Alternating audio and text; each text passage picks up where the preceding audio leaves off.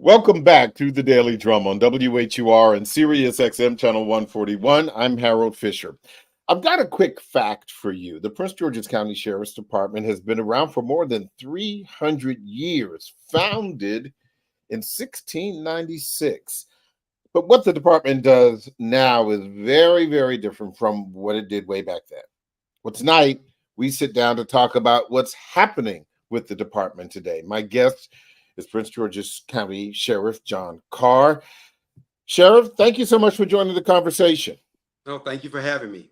Sure thing. So it's been 2 years now or so since you became sheriff after the former sheriff, the late Melvin High, retired. What have you discovered, or what have you learned that perhaps you didn't know before getting into the job? So, working my way through the ranks and actually starting my career at the Office of the Sheriff and being a homegrown Prince George's residence, I understood that connection between the Office of the Sheriff and the community. And the Office of the Sheriff, it is to serve, it is to deal with families, it is to make sure that we're able to be there for individuals in their time of crisis and need. Taking the office or being the actual sheriff now, I get to make sure that we're able to meet those needs for our citizens and our families.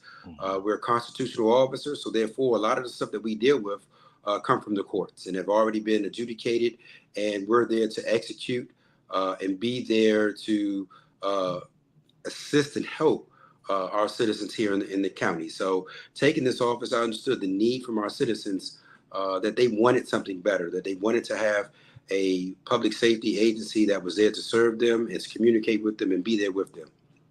But for your average person in this area, for example, and when I say in this area, I mean in the DMV, when you call 911, most people assume that you're going to see a police officer. A lot of people don't really understand, why is there a sheriff's department? For example, there is police in Montgomery County and a sheriff's department. Fairfax County, there is the Fairfax County Police Department and the sheriff's department.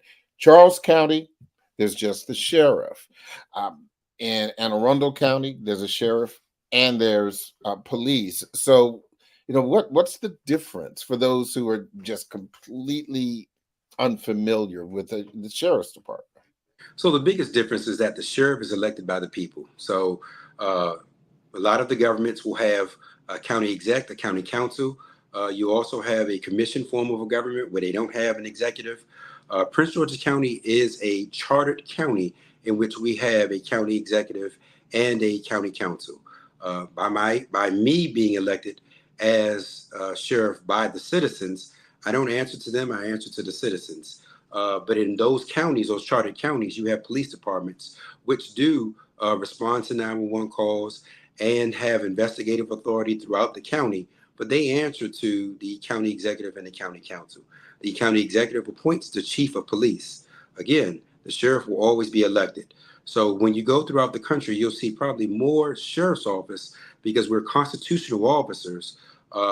And our responsibility is to actually, based off of the Constitution or our judicial proceedings, enact, whether court functions, law enforcement functions in that county or in that area.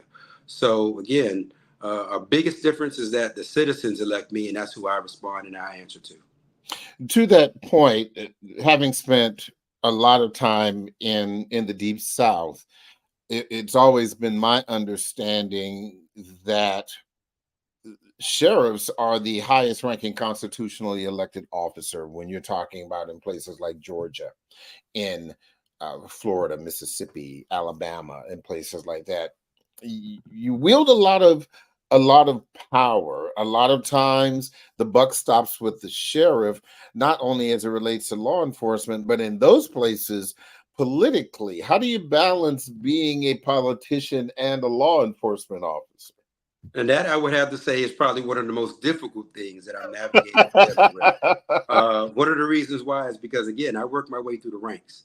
I just Hmm. want to serve. I just want to do the job. When I interact with citizens, I empathize with them. I understand exactly what they may be going through, and I want to try to provide a resource. But what happens when that resource does not fall under me or my preview to address their issues? So therefore, I have to rely on a lot of times other elected officials to be able to try to assist them. We have a wonderful partnership with our police department and our municipality and other agencies. So we work well and hand to hand together. But I would say, from the political standpoint, my serving the citizens or seeing what they may need may not fall in line with what somebody else may have and what they would like to accomplish within their district or really throughout the county. So that's something that we navigate. I think I work very well with all of our elected officials as we're trying to do the same thing, and that's serve our citizens. So sometimes we'll disagree, but we try to meet each other halfway. How is the department funded? So I'm glad you asked that question. So again, I don't answer to the county exec or the county council, but the county council and the county exec, they control my budget. Mm. So again, that's where we talk about that partnership and relationship that we must have in order to get things done. So when you talk about a budget, I, fall in that public safety realm. Currently, right now, if you look to see exactly how we're funding, and when you're looking at the vacancies in law enforcement and the police department, I think they're slated to be around maybe 1,800, I want to say, at least I know for 1,600, and they're short. My full complement, sworn and civilian, is 363. So that tells you we're still covering a county of 1 million citizens here in Prince George's County. So we really have to rely on our funds. I also have to be creative and look for federal grant funding as well and work with our federal partners. Also look for local grants and partnerships. That's the way that we actually are able to accomplish what we're able to do in our communities. You have been very outspoken, and not just you, obviously, but even Sheriff High before you have been very, very outspoken in trying to address issues of domestic violence. Coming through the ranks, the kind of struggles that the county has had with deadly domestic violence over the years, and more broadly, just incidents that have been really, really problematic for families. But there's been a change in who is responding to domestic violence issues in the county. Is that correct? So since 2006, the Office of the Sheriff had an agreement with Prince George's County Police that we would actually run 911 calls in the central part of the county. And that was the Division 3 and Division 8. Since the time frame, I want to say probably since July 1st of this year, because of staffing shortages and the demand and need for us to secure the courthouse, we then had to have the Prince George's County Police Department actually respond to those calls, right now, I would say. But we are still responsible for serving all of the peace and protective orders. The biggest thing is that in Prince George's, well, not Prince George's County, but in the state of Maryland, Prince George's County is ranked number one in issuance of peace and protective orders throughout the state. And we're averaging around 2,100 peace and protective orders a month. And since I've taken office, even before, as I was a colonel or assistant sheriff for our Bureau of Field Operations, it had always been an issue for me. We see that our families are suffering and that additional resources need to be provided to our citizens dealing with domestic violence. We're coming up with redeployment plans to try to address some of the domestic violence. I'm working with the state's attorney, Aisha Braveboy. I'm also working with the courts and judges in order to try to figure out a way that we can actually lower those numbers. And those numbers really started to skyrocket ever since we had COVID. And we've never really regained or never really went back down to our average of maybe 12 to 1,400. So that is something that we are definitely taking serious. And we're also trying to come up with additional resources, working with the Family Justice Center, working with the state's attorney, working with our municipal and county partners to try to address it. If I am a Prince George's County resident and before this July 1st change happened, and let's say my partner, whether it's you know, whether it's wife, partner, whatever it was, if I had called prior to July 1st, and the sheriff's department came to my home to address a domestic violence incident. And now this month, I call again, and the police answer instead of a sheriff's department. Uh, just from a layman's point of view, what difference does it make who comes, police So or sheriff? yeah, that is a very good question. So one thing that I will say, uh, that was the only 911 response call that we actually ran or actually went to. Okay. We have the ability to give that additional time while on scene. If we're dealing with that domestic, I don't have any other calls to go to, such as a homicide, a robbery, car accident. We are there just to address and deal with the domestics. We write every time that we would go to a domestic, we would write a legality sheet. We would talk about the victims. We would talk about the cause of it. We will make sure that you understand the court process, and we would walk you through that process by going to the commissioners, by serving that peace or protective order, by assigning special victim advocates to go with you to court or try to address the issues that you have, working with the Family Justice Center. And my vision was the fact that we're a one-stop shop, Okay. and unfortunately, again, just due to manpower and staffing and funding, we're not doing those calls, but we're still trying to provide that wraparound services. If the county police go to a 911 call, yes, they'll be there, they'll take a report, but then they still will refer you to the commissioner's office. And then we would have to respond out in order to serve that peace or protective order. And then we would have to then respond back out to address any other issues coming from the courts. So my vision was the fact that the courts are going to be that primary resource in trying to address that type of issue. And then we have a wonderful Family Justice Center, which is connected with the courts, that can actually provide you with those additional resources. And I just think our citizens deserve that type of resource where it's a one-stop shop. You don't need to repeat and tell different agencies or different individuals about a traumatic incident that you've been involved in, and you've now told 4 or 5 different people before you actually receive help. I want to make sure that our citizens are able to get the treatment and the care that they need, and they are also able to be walked through this process, because it takes a lot of strength for somebody who is involved in a domestic violence situation to go through the whole process, especially when it involves their loved one. Any chance that it would go back to the more, what sounds like a more streamlined way to deal with this? That's something that, again, I'm still trying to negotiate. I'm still trying to Mhm. work with our elected officials and still trying to do. I would love for the fact if we can do that throughout the county, in order to assist the county police while they address a lot of the juvenile violence here in throughout the state. I mean, the Prince George's County Police Department, they do a wonderful job, and they have a lot on their plate. And it just makes sense with the municipal agencies, with the sheriff's office, with them, that we work hand in hand together to make sure that we're able to provide a good resource for our citizens. Yeah. Uh, Sheriff, stand by because I need to take a break.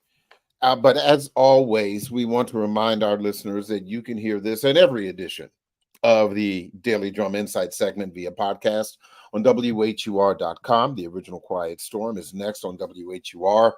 I'm Harold Fisher. This conversation continues on Sirius XM channel 141 in just a few seconds. Welcome back to the Daily Drum on Sirius XM channel 141. I'm Harold Fisher.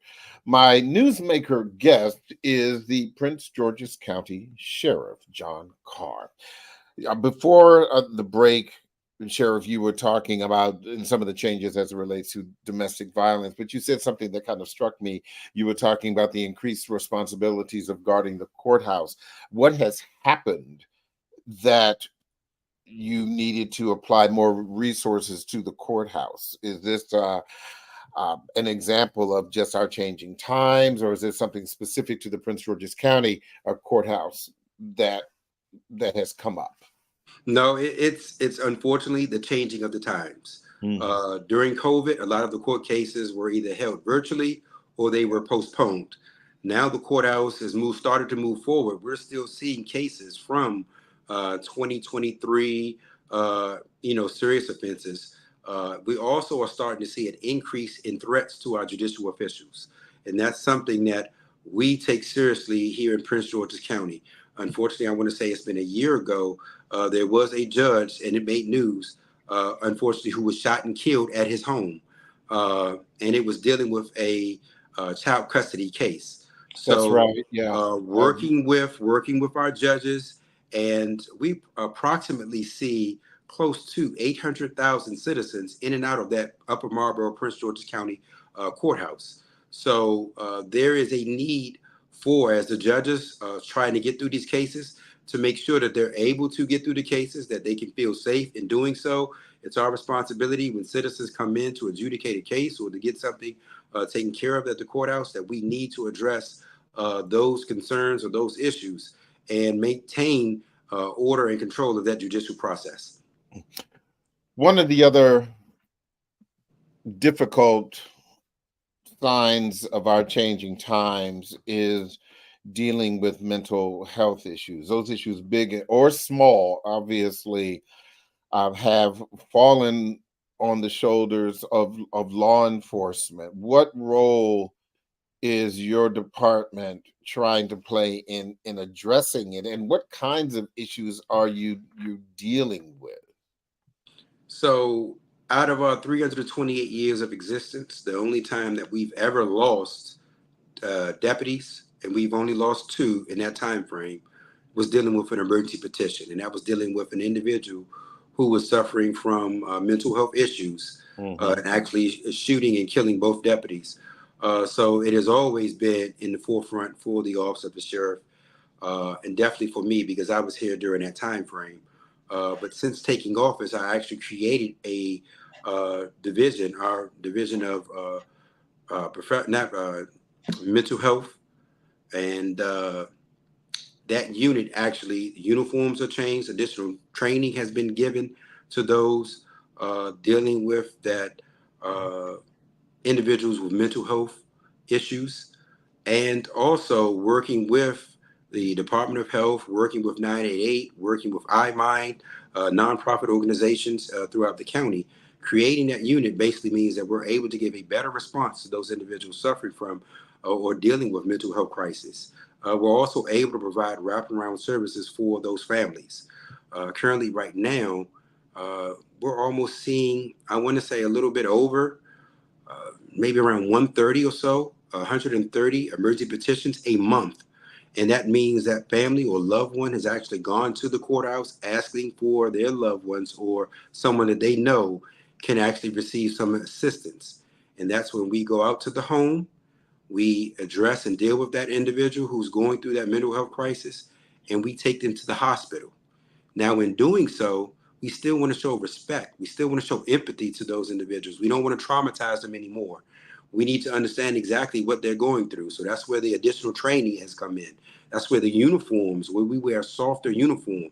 We don't wear the tactical uniform that you may see or people may see or they think they see as far as out of courier vest with a lot of the magazines and, the OC sprays. We're actually coming there with a softer look and impression to try to de-escalate a situation, trying to Mm. make that person comfortable so that when we do take them to a clinical technician, they're able to be taken care of. And we understand that these individuals don't need to be arrested and go to jail. They actually need the treatment from a medical professional. And that's what we provide in our behavioral health unit. Mm. Obviously, I'm sure you're aware of the Sonia Massie killing in Illinois. The sheriff's deputy who is now facing murder charges, the sheriff who just announced last week that he is stepping down. When you look at that situation, what kind of conversations are you having with your rank and file? Because obviously, this is something, these kinds of situations are not new. there are obviously the very black and white public safety issues. There are the political issues regarding that. What are you talking about with your rank and file? So with the rank and file, we talk on a regular basis. It's not even before this situation, actually taking office and just being a supervisor here at this agency. That is something that we've always talked about as far as how we treat, how we respond, and how we address our citizens. And that's one thing I've always taken seriously. And that's one of the reasons why I created, since starting and taking office, Bureau of Professional Accountability. That means it is completely separate. It helps the citizens actually be able to engage the agency and also address any belief of misconduct. And then it also does an audit and inspection piece in which we make sure that we can address any issues or problems internally. But going back to this situation, seeing that video footage and Yeah. seeing how a law enforcement or professional public safety would treat another person. Forget the fact of the job or anything else.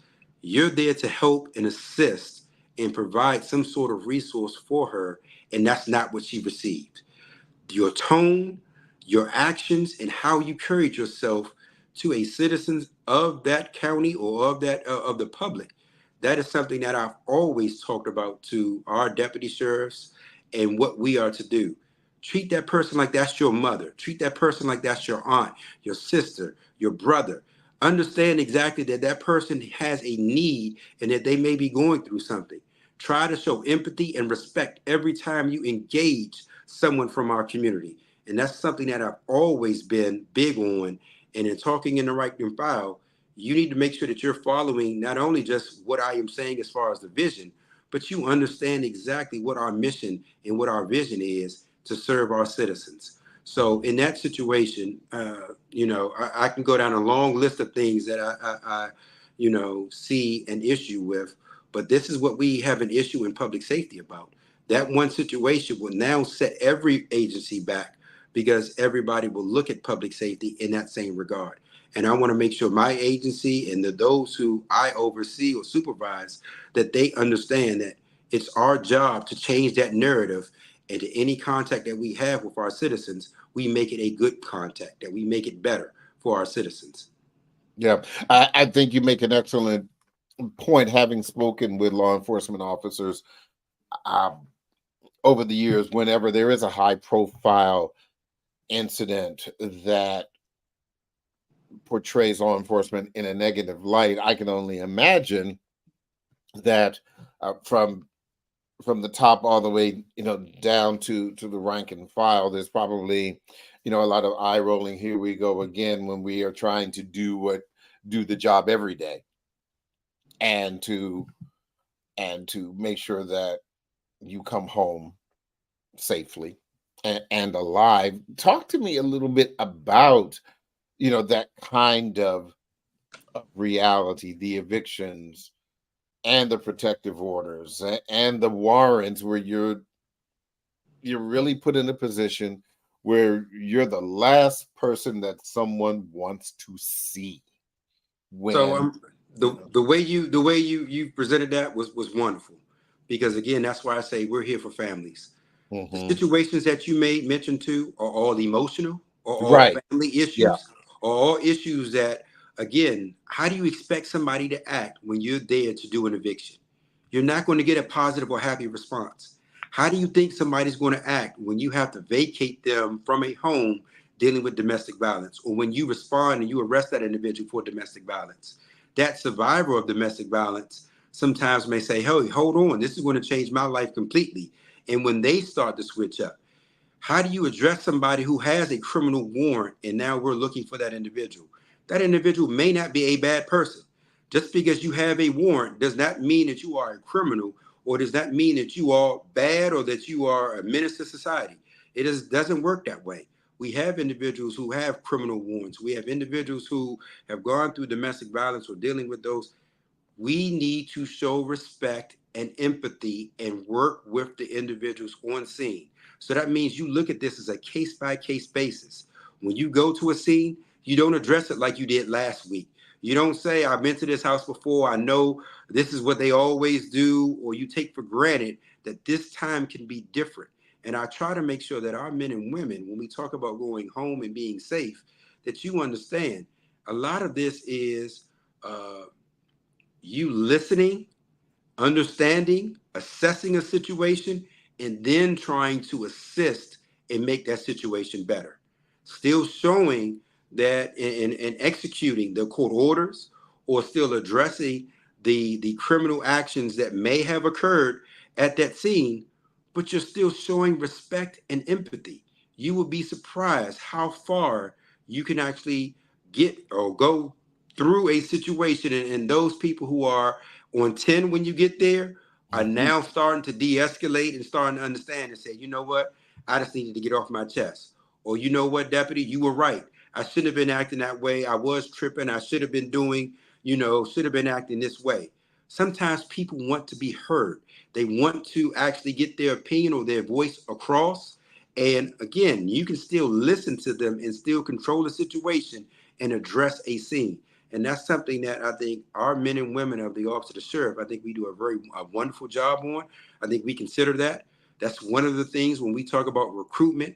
I want to recruit from the community, because you now have something vested in that community when your grandmother lives there, your aunt lives there, you have family that lives in that community. Now you have more of a vested interest to make sure that things are right and things will get solved in that community. So that's something that I've always been a big part of. Coming in, we've actually created an interactive website, pgsheriff.com, in which you can actually get a lot of your questions answered. You understand the different divisions. We try to provide as much information as possible, but we try to make sure that it's interactive so that resources could be given to those individuals who may be going through something. So we list the addresses of any eviction writs that we have. We list the civil orders that we actually have. We list the criminal warrants, misdemeanors that we have. This is to make sure that our public stays informed and they understand that we can't do this alone, that we need them. This is a collaborative effort in order to make sure that we're able to, one, lower crime, but two, address a lot of the issues. And as we go right back to mental health, I think that starts a huge part of it, especially in the African American community. When we look at, and what we used to say, what happens in my house stays in my house. Now we Mhm. need to talk about what resources can we get into that home, and that keep it silent. When we see domestic violence, we need to say something about it. And I think that's one of the reasons why we're starting to see our high numbers, is people are starting to be more informed. But we got to make sure that those people, when they do reach out, that it is solved and that they do get the care that they need. You were talking about the kind of deputies that you want to see. I want to talk a little bit more about that. And I think you, unlike a lot of law enforcement officers in this region, some, not all, have a unique perspective because you were born in in the county.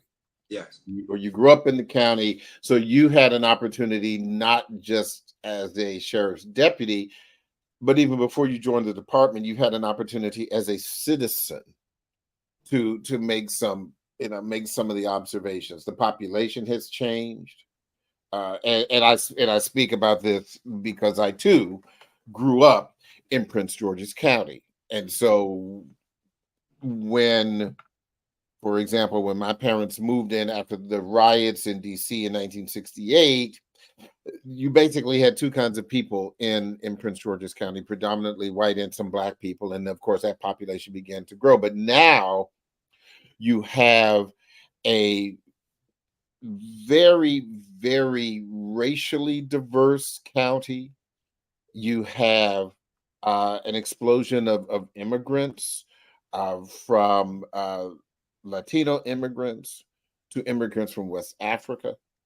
Um, and so I'm sure that presents a really serious challenge for you. So when you put the call out and say, "Hey, look, we're hiring," is there an ideal deputy recruit for you? Yes. So as you and Miss May mentioned too, our county is very diverse. It is Hmm. changing consistently.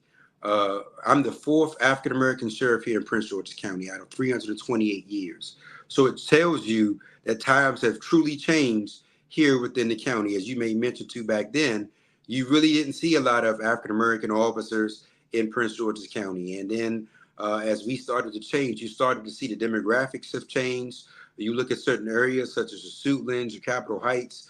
You look at some of these areas that now the demographics really changed throughout the years. When I look at a deputy sheriff or try to bring somebody in, I want us to mirror the population that we actually serve. So I'm looking for women, I'm looking for Latinos, I'm looking for Asians, I'm looking for Caucasians, African Americans. I am looking to actually make sure that we bring those individuals in who are actually from this community. Even if we have individuals who may not be from the community, I need you to understand and have some sort of idea of other nationalities and understand how that culture may be. As we look at the northern part of our county, it's a large Latino community. When we look at some of the Latino communities and some of the immigrant communities, when they think of law enforcement or police, they think of military. When you look at El Salvador, when you look at certain places like that. So how do they actually, if they're a victim of a crime, you won't feel comfortable with talking to law enforcement. So until I'm able to, and the fact that I'm bringing individuals from that community into the agency, they have a better opportunity and a chance to go to that community to de-escalate or to bring that individual down, to let them understand that, hey, I can relate to Deputy such and such, or I can relate to, Deputy Carr, because Deputy Carr comes from our community. Even our African community is very large here in Prince George's County. I Yeah. think it is important that we tap into those communities and we recruit individuals from them to actually serve that community, to make sure you would know what they need because you're in that community. You will know what the hurdles may be because you're in that community, because your family will be talking about what issues they may have there. I'd rather be more proactive than reactive in our community. And I think when we talk about law enforcement and public safety, we only think of after you dial 911. Well, we need to start to now be on the offense and be more proactive. We need to be in these communities and start to head a lot of these issues off beforehand. Talk to your citizens, understand exactly what's happening in those communities. And again, for the recruiting techniques that we're using, word of mouth. My deputies are my best recruiting tool. As they are out in the communities and they're serving these orders and they're doing the job. If they do the job out in an outstanding form and fashion, you never know, a child, another citizen, somebody would actually say, hey, I want to be a deputy sheriff because I appreciate how this person came across or how they did their job. And then we develop those relationships with those individuals to make sure that we're able to carry that relationship into being proactive in the community and addressing those issues. So that's what I envision, and that's what I'm moving forward to try to deal with as we talk about recruitment. How do you compete?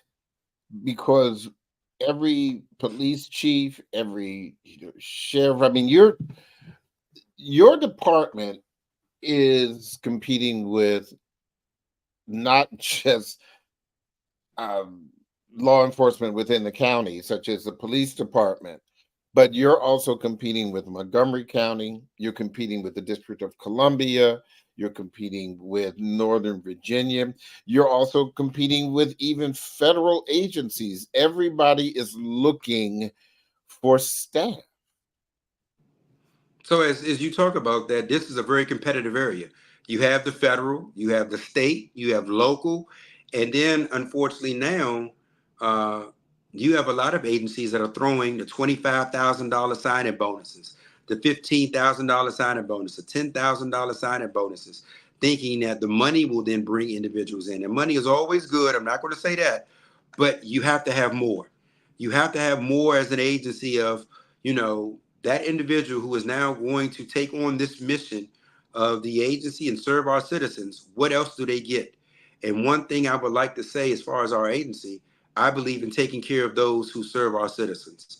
So as the head of my organization, the way that we compete is that we become a family, that we try to take care of each other, that we work hand in hand to make sure I provide you with the resources that you need. I listen and value you as an employee to make sure that not only do you just not work here, but you also have steps of growth. In our agency, we're very young. I have a lot of potential for growth as far as promotional. I have a lot of potential as far as you're able to do different tasks. We also, again, we don't have districts. We cover the whole county.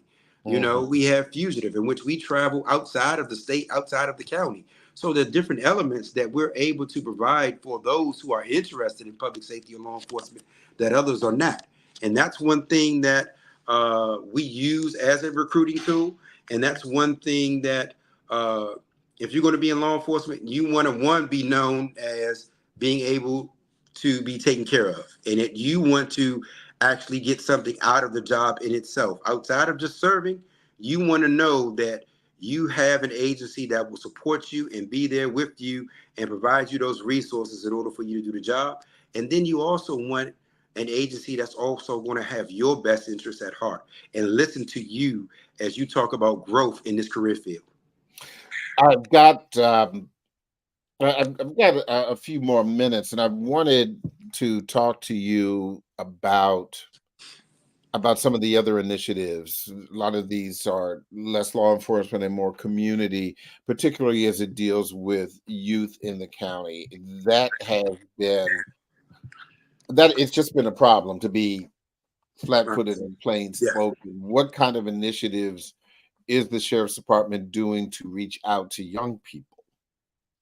So one thing that we've started a program and we've had it is a initiative in our middle schools. Now we're calling it Inspiring Young Minds, in which we do a mentorship program in the middle schools. Currently, right now, we're going to be in 9 middle schools starting in August. We do have a list of those middle schools, I believe, listed on our website. But it's about mentorship. We have our Explorers program. We have a midnight basketball league in which we're reaching out to the youth. And then we also have several other youth programs in which we're partnering up with some other nonprofits in order to try to engage our youth. We just hosted a free summer camp in which it was a STEM camp in which we worked with our Prince George's public school system. They allowed us the use of their facility. We took the kids to Police Memorial Museum. We took them and had teachers actually teaching STEM and art. And we actually tried to get them out of just their environment and able to see different things and to relate to public safety and law enforcement in a different way. So we have several programs that we're involved in, but we're always looking for more. Our Explorers program, which is held after hours, we work with the state's attorney's office and doing a Saturday academy, a justice academy, in which we're working with those who had issues with truancy and some other issues where we got to work with the youth, but also the parents and the families, because a lot of these issues are dealing with family issues. There's no possible way on a Tuesday night, a school night, that you could have a 13-year-old child out carjacking somebody with a weapon and think that it's not a family issue and we only need to focus on youth. There's no need of focusing on youth if you've not addressed the issues that may be coming from that home that's causing that youth or allowing that youth to be present or out in the community unsupervised. So you just can't place a blame on one group or an individual. We need to look at it as a whole in a holistic way. Mm. You also have something, I think it's called the Citizens Academy. Oh, yes. Now, So our Citizen what Academy is is for our that? adults. Yeah. Yes, our Citizen Academy is for our adults. So I'm always talking about what we do at the Office of the Sheriff, and many people, they don't understand. A lot of times, if you're not in trouble, if you don't have a court order, you may not see us unless it's at a community event. So our Citizen Academy is really to try to engage our citizens throughout the county. One, to let you know exactly what we do. Two, to try to get you engaged in some of the programs that we actually have. Again, I talk about engaging the youth and our seniors. So we have a triad, and we have a group in which are silver circles in which we engage our senior communities. And then we talk about some of the scams that your nephew or you have a warrant.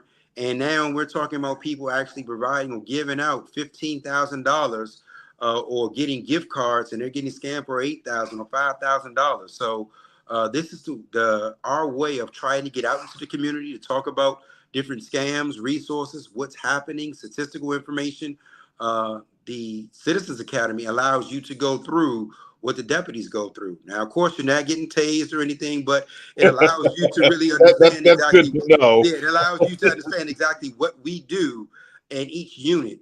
So you get the in-depth of, being a deputy sheriff. You understand how we relate and how the courts work. You get the tours of the courthouse. You understand what we do in domestic violence, what we do dealing with child support, what we do dealing with our warrant section, even our Bureau of Professional Accountability, and also our behavioral health units. These are things that citizens have questions about or may not know that we actually do or have. This is the insight for them to go through, for them to understand that if something happens, they now know who they can go to and what they can do. I've got a few minutes left, Sheriff. I'll let you kind of, share some final thoughts if you'd like. So I would say, one, just thank you for having me on this Sure. platform. But two, for final thoughts, I really want us to, and I'm at a conference right now as we start to talk about what we can do more from public safety and law enforcement in our communities, especially African American communities. I'm at the Noble Conference, Yeah. and just to hear exactly what is going on with other sheriffs and chiefs. There is a true need for collaboration with public safety, law enforcement, and the community in which it serves. Some of the horror stories that I'm hearing, a lot of it is still dealing with racial. A lot of it is still dealing with a lot of the politics. We're looking at our juveniles. We're looking at family issues that we really need to try to address throughout the country. And I can just say here in our area, I think we are privileged or lucky the fact that we do have a little bit more engagement than some of the other, counties or states. But I think we still have some way to go. And I think that we're moving in the right direction. But what I would like to see is a lot of our citizens starting to go to some of the websites of these agencies, starting to look to see exactly how they can be a little bit more engaged. For us, I want people to go to our website. I want them to, again, pgsheriff.com. I take all criticism. I take everything that if you know or you see is something that you want in your community or you want us to do better, I want you to provide that for us so we can be partners, because we can't do this alone. As you talk about staffing shortages, the only way that we can actually do this, whether it be from recruiting people from the community or even addressing some of the issues, is that we have to have the community a little bit more on board and work hand in hand together in order to solve these issues. I'd rather you say, hey, I'm reporting, I'm notifying, I see these issues, and work with us to solve them, than us just, going back and forth and trying to figure out exactly, we have an issue, but we don't have solutions. Solutions come from everywhere in both parties. And I think us working together from, again, public safety and law enforcement and our citizens, I know for a fact we can get this done and we can do this right. I think that's a great way to end this conversation. Prince George's County Sheriff John Carr, thank you so much for your time. I appreciate it. Thank you. That is the Daily Drum for this Tuesday, August 13th. I'm Harold Fisher.